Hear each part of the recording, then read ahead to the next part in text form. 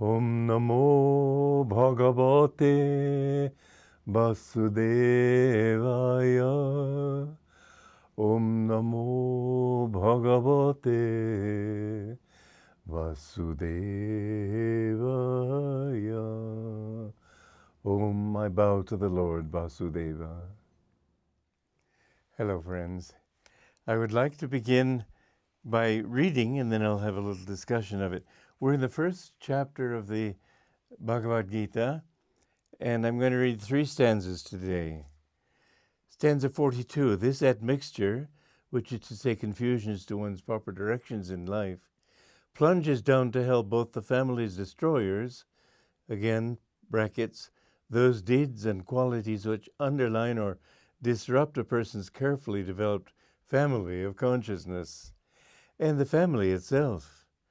The family's ancestors, brackets, the individual's inheritance from former lives of subconscious tendencies, end bracket, will be forsaken owing to the withholding of traditional offerings of rice balls and water, brackets, symbolic of the concern and energy with which people feed their latent tendencies. 43.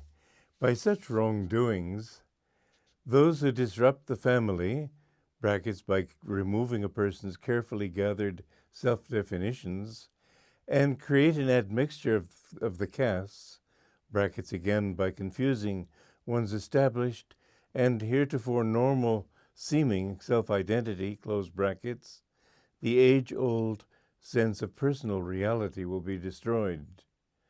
Stanza 44. O Janardana Krishna, often have we heard that men who lack all sense of family obligations, family religious rights, brackets one's traditional sense of individual function and purpose, are forced to reside indefinitely in hell. Now, there are a number of points that I'd like to raise on this issue here.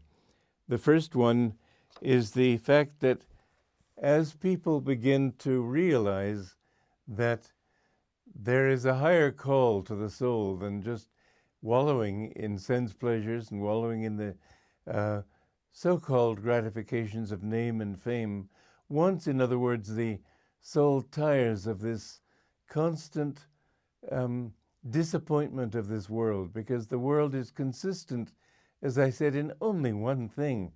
It always breaks its promises. It never satisfies, and because of the principle of Dvaita, of duality, everything has its opposite, and every plus that you experience must be followed sooner or later by a minus. The thwarting cross currents of ego may delay that, because the ego goes off this way, then that way, then the other way, and so it may take time for the opposite to manifest itself, but it must. And it is certainly an irony which becomes more and more exasperating, endlessly frustrating for the soul and the ego, both, as they come to realize more and more clearly that the sum total of everything that they've ever done has to be zero. And sooner or later, this anguishing monotony, as my guru put it, begins to make a person think there's got to be another answer. Now, there's no other answer as long as our energy goes outward from the core of our being in the ego, and deeper than that in the soul, as long as it goes outward to the world through the senses. We've got to turn within.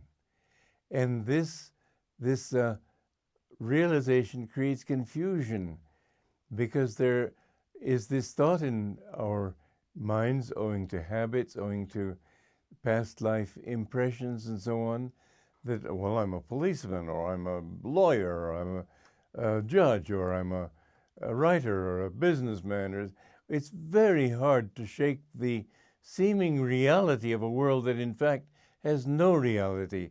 Science has really brought us to the precipice on this point, because it too, although people like to feel that they're being scientific and absolutely rationalistic and real, science tells us that there's nothing real, that everything is energy.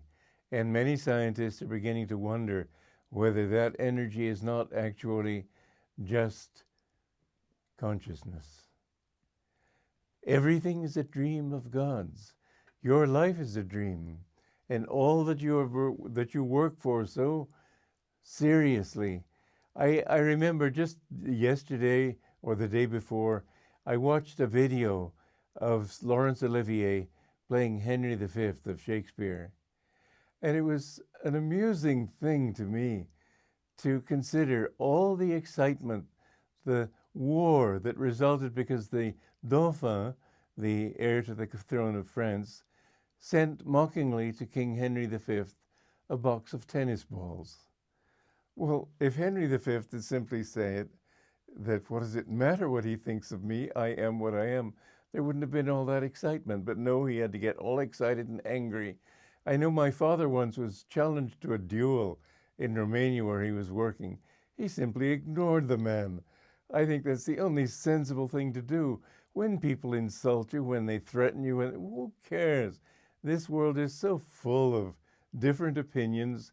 You don't owe it to anybody to be anything but yourself and let other people go eat cake if they want to. And so what you find is that as it said in the Gita, in the sloka before this, the stanza before this, that there's the danger of the mixture of the varnas, the different castes, the different qualities of man that take one upward, that take one downward. You know, there comes this point where we do realize that we have absolutely no choice. And at that point, some people go mad. In fact, it's a very strange thing. Freud had a good answer. It was just the wrong answer. There is this fight that creates conflicts, that creates tensions, that creates all the suffering man goes through.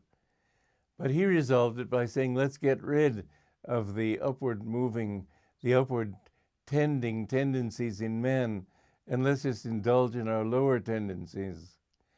This just doesn't work because you're not that's not you. There is this higher self that you cannot get rid of. You can get rid of the ego, but you can never get rid of the soul. You are a soul, you have an ego. It's not the reverse. And so Freud had this mistaken idea that in order to get rid of these complexes and these suppressions, we have to start giving in to our desires, especially our sexual desires. Well, the thing is, it doesn't work. You find people going through psychoanalysis for years, and they're still going through psychoanalysis. It doesn't help you. You can get rid of your anger by throwing mud at a board or beating somebody up or any expressive way you want, but all it does is affirm the tendency of anger in yourself.